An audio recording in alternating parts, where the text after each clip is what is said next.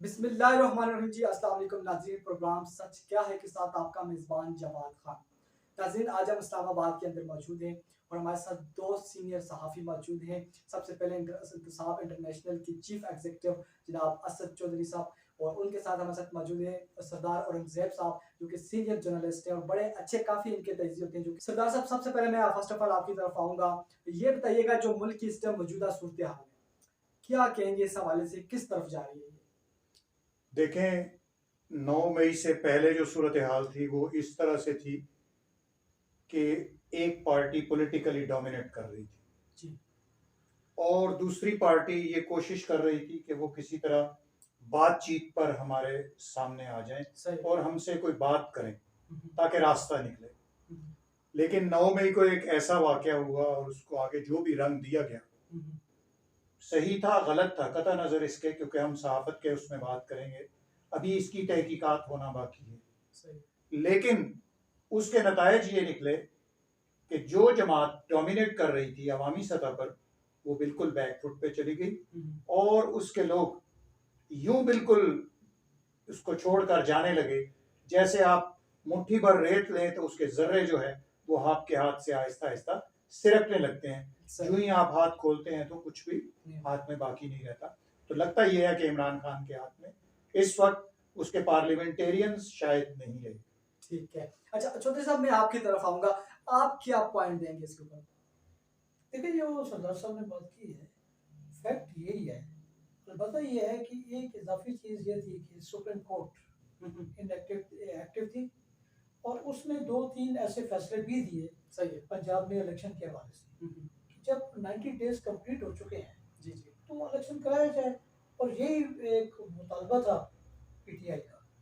लेकिन उसके ऊपर हुकूमत ने लेतोलाल से काम लिया, और जहाँ तक करारदादे भी आई असम्बली से, और मिनिस्टर्स भी अपने तौर पे इज़हार ख्याल करते रहे, बोलते रहे, और वकला की राय ये थी कि वो देखें कंटेम्प्ट ऑफ कोर्ट के मुर्तकब हो रहे हैं, और यहाँ तक भी बात चली कि शायद वज़ीर आज़म और उनकी काबीना डिस्क्वालीफाई कहीं ना हो जाए। ठीक है। तो उस सारे चुगल से निकले वो इसी सूरत में कि जो 9 मई के वाक़यात हुए। अब 9 मई के वाक़यात एक क्वेश्चन है, जैसे इमरान खान ने भी ये मुतालबा किया है और हर संजीदा आदमी भी ये कह रहा है कि जी आप तहकीकात तो कराएं ना। मूवीज़ हैं आपके पास, फ़ोटोज़ हैं, बहुत सारे चीज़ें अब सोशल मीडिया के ज़रिए आपके पास मौजूद हैं, और एक हफ़्ता पूरा आपने पूरी कौम को पैरालाइज भी किया कि जी वो नेट बंद है क्योंकि वो रिकॉर्ड तलाश किया जा रहा है, उसको मेंटेन किया जा रहा है। अच्छा सर, आपने इलेक्शन की बात की, क्या लगता है कि इलेक्शन होंगे आगे चल के? मेरी राय ये है, जो मैं देख रहा हूँ, कि इस वक्त तो पीटीआई भी इलेक्शन को भूल चुकी है, क्योंकि उसके ऊपर एक नई मुसीबत खड़ी कर दी गई, बावजूद इसके कि इमरान खान मजबूत असाब के आदमी है और वो जुड़े हुए हैं, लगे हुए हैं, उनका एक जो बयानिया है उसमें कोई फ़र्क नहीं पड़ा। ठीक है। लेकिन ये है कि जहाँ तक हुकूमती सफ़ों की बात है और इस्टेब्लिशमेंट की बात है, लगता है कि वो इस बात पर मुतफिक है ठीक हो गया, डन हो कि गया। हम इसको कहीं इमरजेंसी की तरफ ले जाके तो 1 साल 1.5 साल आगे ले जाए। सही है। अच्छा सरदार साहब, आपको क्या लगता है, देखें जैसे आपने कहा कि रैत को अगर मुट्ठी में पकड़े तो वो जैसे सिकती जा रही है, तो ऐसे से मतलब निकल जाए। जो पीटीआई की जितनी भी रुकनीत वो अपनी खत्म करके पार्टी छोड़ के जा रहे हैं, इससे इमरान खान साहब की जो पार्टी है इसको कितना नुकसान होगा, पाकिस्तान तहरीक इंसाफ को कितना नुकसान होगा? अगर आगे चल के इलेक्शन होते हैं तो क्या कहेंगे कि अवाम क्या इन जो उड़ते पंछी इनको सपोर्ट करेगी या खान साहब को करेगी? देखें, पहली बात है कि अवाम किसे सपोर्ट करेगी ये तो वक्त बताएगा। लेकिन देखें, मैं और आप एक सहाफ़ी हैं, हम गुजरे हुए हालात को आइंदा के हालात से सोच कर एक नई सोच दे सकते हैं। इमेजिन कर सकते हैं। हम नजूमी नहीं हैं कि हम आने वाले वक्त का बताएं, या हम शेख रशीद नहीं है या मंजूर वसान नहीं है जो प्रिडिक्शंस करते हैं, और मोस्टली उनकी प्रिडिक्शंस बस हवा में ही होती हैं बहरहाल। लेकिन मैं आपको ये बात बताऊं कि हम जो देख रहे हैं और जो हमने माजी में देखा है, पाकिस्तान पीपल्स पार्टी, बल्कि हम शुरू करते हैं अवामी लीग से, जो शेख मुजीबुर रहमान की जमात से, जी जी। उसको तोड़ने की कोशिश की, फिर अवामी नेशनल पार्टी को तोड़ने की कोशिश की, फिर पाकिस्तान पीपल्स पार्टी को तोड़ने की कोशिश की, फिर पाकिस्तान मुस्लिम लीग नवाज को तोड़ने की कोशिश की, और उससे कबल दरमियान में एमक्यूएम को तोड़ने की कोशिश की। ये तमाम जमातें अभी तक किसी ना किसी शक्ल में आपके सामने मौजूद हैं और इक़्तिदार का हिस्सा भी रही हैं उस अरसे के बाद के जब इन्हें तोड़ने की कोशिश की गई, यानी अपने जवाल के बाद ये जरूर इक़्तिदार में आई हैं। तो फौरी तौर पर तो ये जमातें बैकफुट पर चली गई थी। देखें, पीपल्स पार्टी ने भी 12-14 सीटों पर आई, PMLN भी 30-40-50 सीटों पर रही, ANP बिल्कुल नीचे चली गई, MQM बिल्कुल नीचे चली गई। उनके वापस आने में देर लगी, थोड़ी सी आई, लेकिन अभी तक वो उस हसार से वापस नहीं निकल सकी। ये एक लीडरशिप का इम्तहान है कि वो किस तरीके से अपनी पार्टी को संभालता है। इमरान खान की कामयाबी सिर्फ और सिर्फ इस सूरत में बनती है कि वो फौरी तौर पर अपनी पार्टी को संभाल ले। अगर इमरान खान फौरी तौर पर पार्टी को नहीं संभाल सके और फौरी तौर पर ये पार्टी भी इसी तरह बैकफुट पर चली गई जिस तरह वो साबका जमातें आई थी, तो फिर समझ लें कि इमरान खान एक रवायती लीडर है। मशवरा क्या देंगे आप, मतलब किस तरह आपके लिए संभाले वो, मतलब कुछ न्यू बंदे लेके आए, जैसे उसने कहा कि मैं नौजवानों को टिकट दूंगा। हाँ, बड़ी अच्छी बात की है आपने। इसमें जुर्रत की बात है। मैं आपको एक बात बताऊं, जुर्रत की बात है जो पहले सियासी जमातों ने नहीं किया। ये जुर्रत किसी सियासी जमात में नहीं की। हाँ, इमरान खान कह रहा है कि लोगों के चले जाने से मुझे कोई फर्क नहीं पड़ता, मेरा वोट बैंक वहां पे है। सही, वो दुरुस्त कह रहा है, लेकिन आगे वाला काम कौन करेगा कि आप क्या टिकट उन्हीं लोगों को देंगे। किन लोगों की मैं बात कर रहा हूं? सरमायादार, जागीरदार, वडेरा, सनतकार, इंडस्ट्रियलिस्ट। आप उन्हीं लोगों को देंगे जो सिर्फ इन्वेस्ट करते हैं पार्टियों के ऊपर। तो फिर आपका नतीजा वही निकलेगा जो आज है। अगर आप आज ये ऐलान कर दें, सपोज मैं आपको ये कहता हूं मिसाल के तौर पर ISF, इंसाफ स्टूडेंट फेडरेशन, आज अगर इमरान खान के लिए ये बेस्ट मशवरा है, वैसे मुझे देना नहीं चाहिए जिस सोच का मैं मालिक हूं, लेकिन ये है कि खुलूस से एक साफी मशवरा देता है। वो तमाम पार्टी के तंजीमी ओहदे इस वक्त अगर ISF में तकसीम कर दे और वो नौजवान की आदत जिसे उससे दूर रखने की कोशिश की जा रही है, उसकी आने वाली क़यादत भी फिर वही होगी जो है। और अगर उस क़यादत के हाथ PTI आ गई तो PTI अगले 20 साल जिंदा रह सकती है। लेकिन अगर मुझ जैसे लोगों को लाएगा जो खुद 60 की 70 की दहाई में है, तो फिर PTI 2-4 साल 5 साल और चलेगी ना, 10 साल और चल जाएगी। जैसे कि एक बड़ी खूबसूरत बात सुहेल बड़ाइच साहब हैं जो जियो पे एक दिन जियो के साथ प्रोग्राम करते हैं जी, बिल्कुल। उनसे किसी ने पूछा कि इन दोनों जमातों का बड़ी का क्या बनेगा, PMLN और पीपल्स पार्टी का। तो उन्होंने एक बहुत जबरदस्त फिक्रा कहा।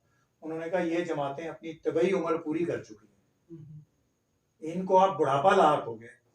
तो क्या इमरान खान अपनी जमात को बुढ़ापे की तरफ लेके जाएगा या इसी यंग जनरेशन के साथ रखेगा? वो आज ऐलान कर दे कि मैं नए नौजवान लोगों को टिकट दूंगा, तो वो कामयाबी उस एक ही सूरत है ये कि वो डाउन ना हो। दूसरा ये है कि उसे पाकिस्तान आर्मी के साथ अपने रवैये को बेहतर करना पड़ेगा। ये पहला और आखिरी है। देखिए, कोई आदमी इस बात पर कभी कंप्रोमाइज नहीं कर सकता। अपने इदारों के खिलाफ कौन जा सकता? इदारा छोड़े सर, आप ताकतवर के खिलाफ आप रेजिस्ट नहीं कर सकते जबकि आप कमजोर हैं, और नहता आदमी असले वाले आदमी के सामने रेजिस्ट नहीं कर सकता। चौधरी साहब, क्या पॉइंट देंगे आप इसके ऊपर? क्या मशवरा देंगे खान साहब को जो सरदार साहब ने कहा है यही ठीक है या क्या? खान साहब का जो मामला है ना, वो चौधरी एतजाज असद ने बड़ी अच्छी बात की है। उन्होंने कहा है कि जी खान साहब हर एक से राय लेते हैं, मशवरा लेते हैं, लेकिन मर्जी अपनी करते हैं। हाँ, अब इस सारे अमल में कि जब वो नौजवानों की बात कर रहे हैं और जैसे सरदार साहब ने कहा कि अगर ISF वालों को टिकट दे दें, वो यंग ब्लड होता है और उनके कोई माजी की इतनी कोताहियाँ भी नहीं होती और आगे बढ़ने का एक हौसला और हिम्मत होती है, तो वो जा सकते हैं। लेकिन शर्त ये है कि खान साहब अपनी कमिटमेंट पे रहें। अगर यू टर्न लेते रहेंगे माजी की तरह, तो फिर तो कोई कैरियर नहीं नजर आता। सही है। तो क्या मुल्की सियासी आगे क्या देखते हैं करके रहा? वो यही है ना कि जो कुछ लोग कह रहे हैं, सियासी पार्टियां तो मुखालफत कर रही हैं इस बात की कि जी PTI पे पाबंदी लगाई, इसलिए कि उन्होंने भी सारे ये मनाजिर जो है वो देखे हैं मुख्तलिफ अदवार में। वो इसके हक में नहीं है कि आज पीटीआई का रास्ता बंद कर दें, उनको पता है कि कल हमारा रास्ता भी बंद हो जाएगा। सरदार साहब लास्ट में मैं आपका एक भी पॉइंट इसके ऊपर लूंगा कि आप भी इस चीज के हक में हैं कि बाकी के पीटीआई के ऊपर पाबंदी होनी चाहिए। देखें, पीटीआई का बदतरीन मुखालिफ इस वक्त नवाज शरीफ है, ठीक है, आप कह सकते हैं ना, ठीक है, सारी मूवमेंट पीटीआई की मियां मोहम्मद नवाज शरीफ के खिलाफ चली है। पीटीआई की एज ए जमात पर पाबंदी लगाने पर मियां मोहम्मद नवाज शरीफ ने लंदन से भी मुखालफत की, यहाँ भी लोगों को कहा कि मैं किसी सियासी जमात के ऊपर पाबंदी लगाने के खिलाफ। खान साहब से मुज़ाकरात क्यों नहीं करते ये नवाज शरीफ साहब? उनको तो पैगाम तो पहुंचा था। सर, कभी के दिन बड़े और कभी की रातें। कभी वो चाहते थे कि मुज़ाकरात किए जाएं और आप कहते थे कि मैं चोरों और डाकुओं के साथ नहीं करता। आज वो कहते हैं कि हम इनके साथ मुज़ाकरात करें जो गिर गए में। यानी लास्ट में फिर यही समझते कि खान साहब ने यू टर्न ले लिया। नहीं, यू टर्न नहीं लिया। यानी वो कह रहे थे कि चोरों से मुज़ाकरात नहीं, बात चोरों और डाकुओं की है, इस तरह नहीं है। बात ये होती है कि सियासत है ही ये, आप अपनी जरूरत के वक्त टूल्स यूज करते हैं, हथियार है ना आपके, जब आपको जरूरत पड़ेगी।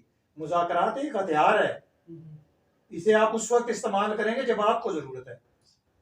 सही, बिल्कुल। और इसमें मोतदिल लोगों का, मोतदिल समझते हैं, जो हार्ड लाइनर्स ना हो, मोतदिल लोगों का आगे आना बहुत जरूरी है कि वो मोतदिल लोग जब दोनों जमातों की तरफ से आगे आते हैं तो वो दोनों जमातों को आगे लाते हैं कि नहीं बाबा जी, ऐसा नहीं करना, बहुत ज्यादा हद से बढ़ना मुल्क के खिलाफ है। सियासत एक सतह तक होती रहे तो ठीक है। आप ये देख रहे हैं कि तकरीबन 1.25 साल होने को है महाजराई है, तो मुल्क की माशी हालात कहाँ से कहाँ पहुंच गई है। अगर मजीद महाजराई रही, बेशक पीडीएम तमाम अपने पंजों में पीटीआई को जकड़ ले, जैसे कहते हैं, अपने शिकंजे में कस ले, उसके बावजूद भी अगर थोड़ी बहुत रेजिस्टेंस होती रही तो मुआशी हालात बेहतर नहीं हो सकते। मुआशी हालात बेहतर करने के लिए ये जरूरी है कि तमाम सियासी जमातों को एक धारे में लाया जाए और एक अच्छी किस्म की पॉलिटिक्स की जाए। सही बात। तो माजरत के साथ इसमें पीटीआई की भी बहुत सारी कोताहियां हैं। यही चीज होनी चाहिए सरदार साहब, अगर ये मिल बैठ के एक टेबल पे बैठते हैं, अगर बात करते हैं तो फिर यानी इसका हल भी हो सकता है, महंगाई भी कम हो सकती है, हमारी जो जितना सेटअप है वो ठीक हो सकता है। मगर यही तो मसला है कि ये बैठते नहीं है, जो जिसकी लाठी उसकी भैंस, वही बात है। अभी पहले नवाज शरीफ साहब मुज़ाकरात करने के लिए इनसे पैगाम वगैरह भेजे तो खान साहब इनकार कर रहे थे, अब खान साहब भेज रहे हैं तो वो इनकार कर रहे हैं। यानी इन्होंने बैठना नहीं है, तो बस अभी जो भी ताकत में है वो अपनी ताकत आजमा रहे, यही है।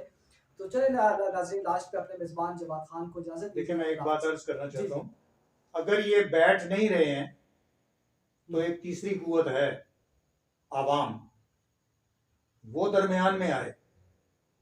वो अगर अपना किरदार अदा नहीं करेगी तो वो ही पिसती रहेगी, और उन दोनों कुव्वतों की लड़ाई में नुकसान किसका है? अवाम का है। सर, जहाँ तक मैं समझता हूँ ना, अगर अवाम की, जैसे आपने बात की, अगर अवाम इनके दरमियान आ जाए, अवाम ही तो नहीं आ रही ना। अगर अवाम आ रही है तो वो एक झंडे के ऊपर आ रही है, एक पार्टी के, मतलब उसके शक्ल में बाहर निकल के आ रही है।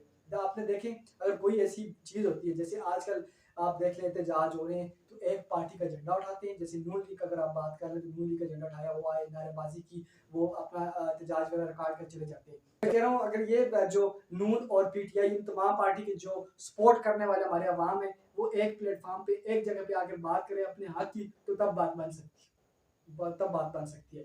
नाज़रीन, लास्ट पे अपने मेजबान जवाद खान को इजाजत दीजिए। अल्लाह हाफ़िज़।